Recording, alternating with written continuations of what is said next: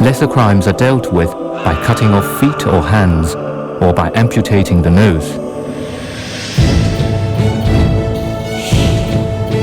The economy of Angkor was based on international trade. The Khmers produced food for their swelling population, but there was a surplus for trade with neighboring states.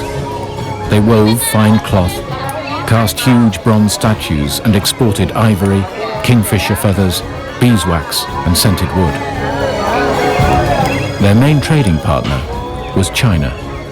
The reliefs at the Bayonne reveal a Chinese trade junk coming across the waters of the Great Lake just south of Angkor. And we know that there was indeed a great deal of trade going on because of the more recent archaeological research that has been excavating in the Royal Palace, and there they've been unearthing a considerable quantity of Chinese ceramics.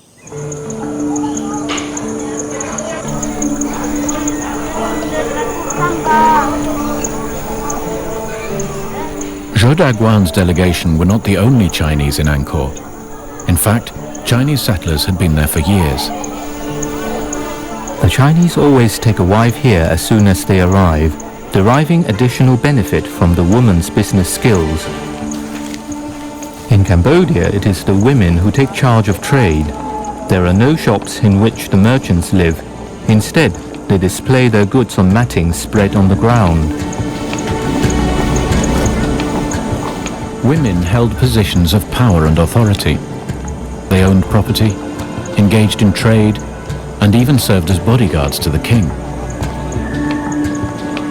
But the Chinese interest in Cambodian women was not driven solely by trade. Everyone with whom I talked said that the Cambodian women are highly sexed. 1 or 2 days after giving birth to a child, they are ready for intercourse. If a husband is not responsive, he will be discarded.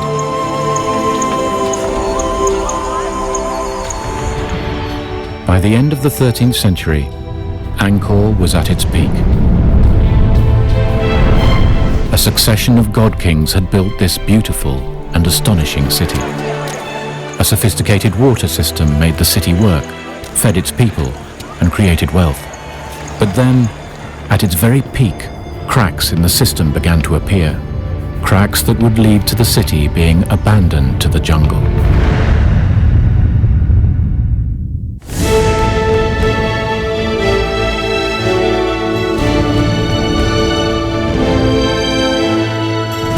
It took nearly 500 years for Angkor to grow to the vast city that the Chinese diplomat Zhou Daguan described in 1296.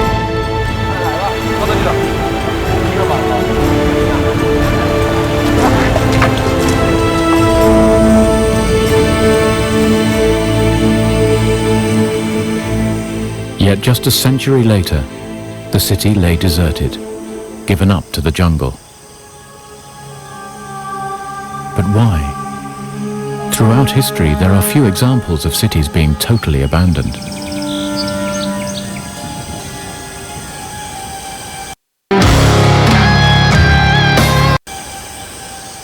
One key factor is known. Throughout Angkor's history, the Khmer had waged war with their neighbors.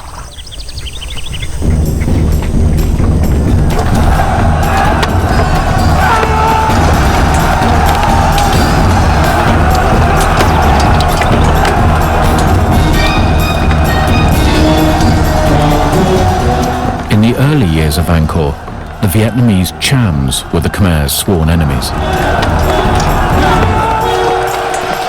Most of the temple walls around the capital depict epic battles against the Chams.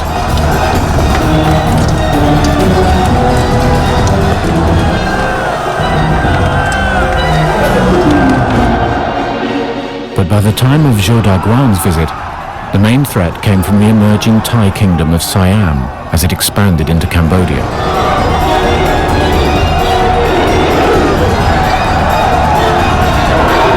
He recounts, recently, during the war with Siam, whole villages have been laid waste.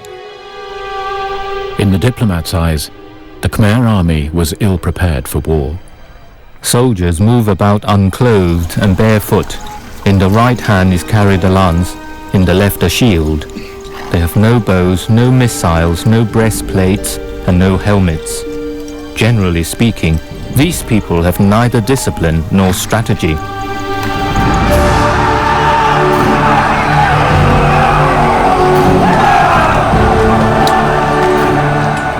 Inscriptions show that in 1431, the Thais sacked Angkor. They looted everything possible, enslaving much of the population, including the king's entire harem, and carried them off to Thailand.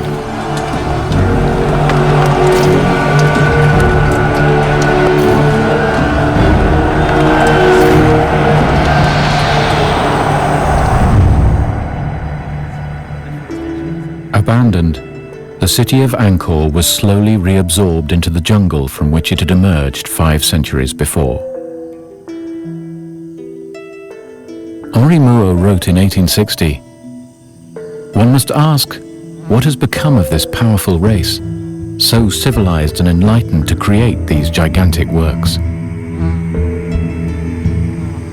The conventional explanation is that the empire's rulers lost their grip on power, and the Thais simply scared them off. But the mystery of Angkor takes another twist. Today, archaeologists believe that there were other factors at work. Charles Hyam points to the great builder king, Jayavarman VII. Perhaps because of the excesses of Jayavarman VII, who clearly was a builder with a frenzy of activity.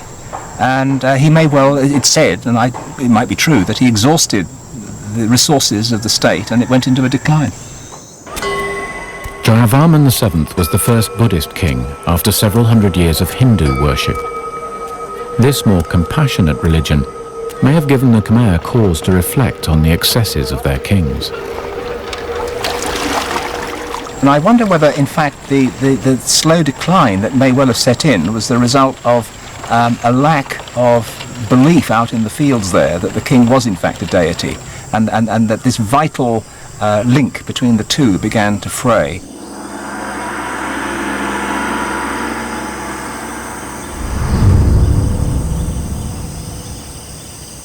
Jacques Gaucher theorizes that while the Khmer's success can be attributed to the harnessing of water, it could also have led to their undoing.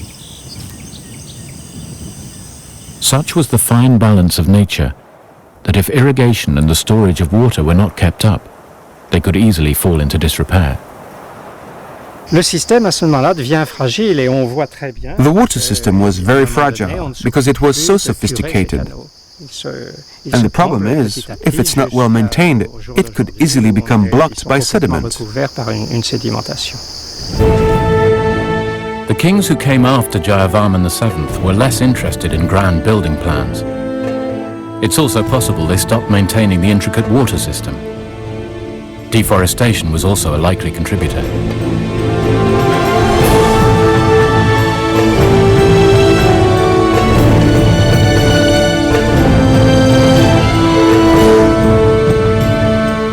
So much jungle had been cut back for rice growing that undoubtedly the rivers and canals would have silted up, which in turn would have led to an ecological disaster for the Khmer.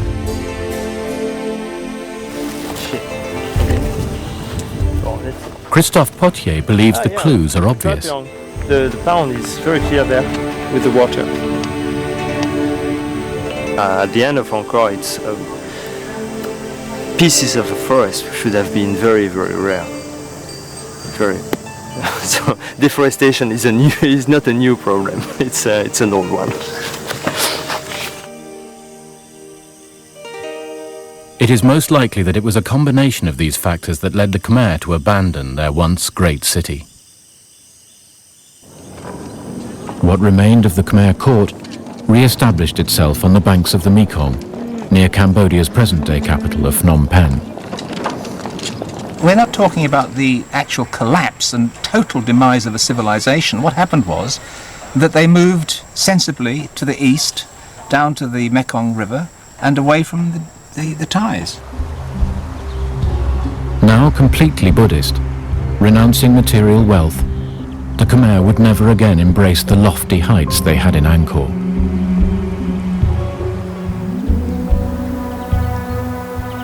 For 400 years, Angkor lay derelict and forgotten until its rediscovery by Henri Mouot in 1860.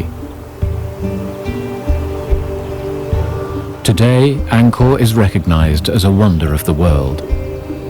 In Cambodia's new era of stability, archaeologists from around the world continue to make fresh discoveries.